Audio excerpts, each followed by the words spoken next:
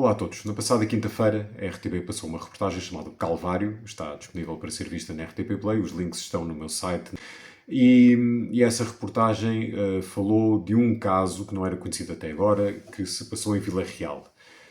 Ora, esse caso surgiu com um denunciante, um homem que usou o pseudónimo de Diogo, que aparece na reportagem, e o Diogo diz que foi abusado quando tinha 11 anos, por um padre, quando estava no seminário de Vila Real, por um padre que estava lá também no seminário, que era professor no seminário. Da reportagem da RTP e da forma como a cronologia é apresentada, surgiram logo algumas dúvidas, porque a RTP diz que este caso surgiu no contexto da Comissão Independente. No entanto, não é possível que este nome seja qualquer um dos nomes da lista que a Diocese de Vila Real diz ter recebido na altura da Comissão Independente. Portanto, isto fez-me logo alguma confusão e deverá fazer a quem está atento a esta questão, e portanto tentei saber porquê e já tenho a explicação. Parece que o tal Diogo preencheu o inquérito online do site da Comissão Independente. Na altura terá só falado de ter sido vítima de abusos físicos, agressões. Mais tarde disse ter sido também vítima de abusos sexuais e nessa altura nunca revelou o nome do padre, deu apenas alguns indícios que poderiam permitir identificá-lo, mas nessa altura já o relatório estava a ser finalizado e, portanto, não foi possível incluir esses dados no relatório que saiu. Portanto, o caso deste padre, que é o padre António Luís do Espírito Santo Costa, neste caso não consta do relatório, nem o nome dele constava da lista que foi entregue à Diocese de Vila Real.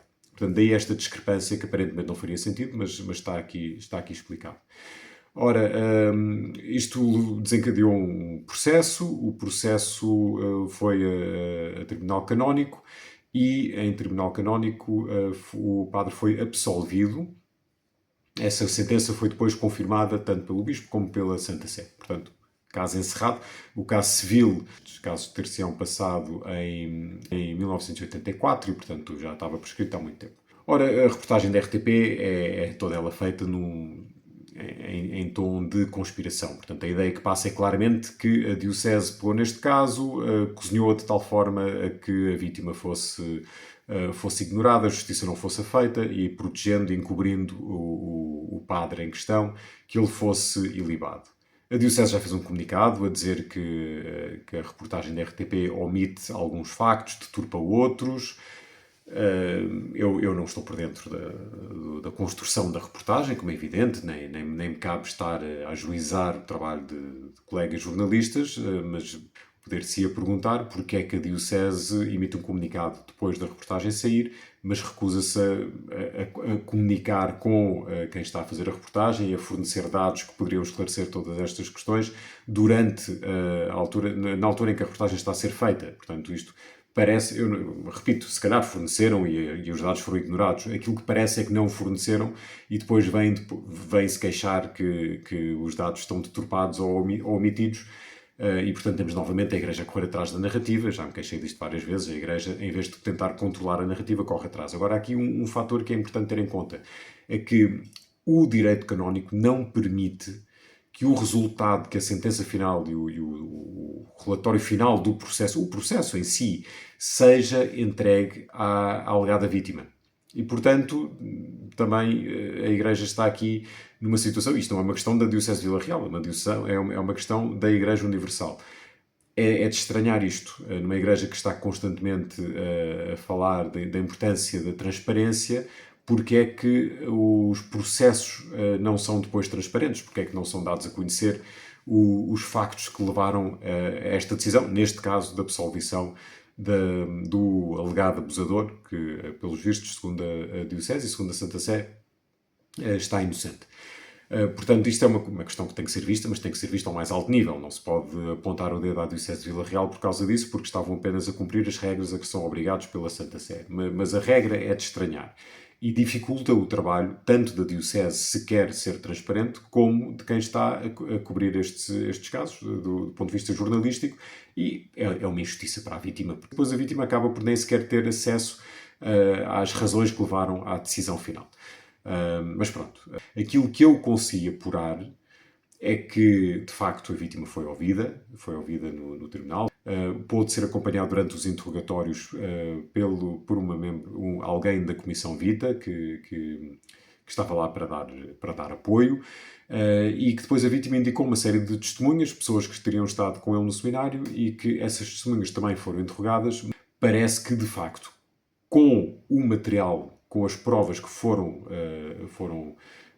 deduzidas, elaboradas e apresentadas neste processo, não era possível condenar o réu e, portanto, como em qualquer processo que se preze, tanto canónico como de direito civil, não havendo provas conclusivas, o réu é absolvido, e foi o que aconteceu neste caso.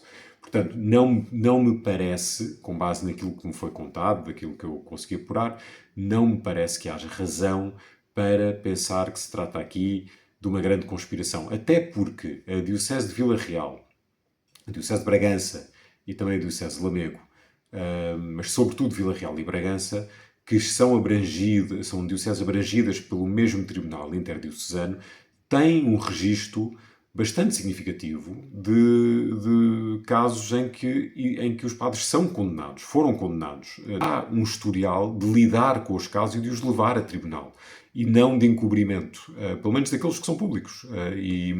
E para esses serem públicos, podemos, creio eu, partir do princípio que estes casos são levados a sério, são tratados de forma séria pelos tribunais. Agora, tratar os casos de forma séria não implica haver sempre uma condenação.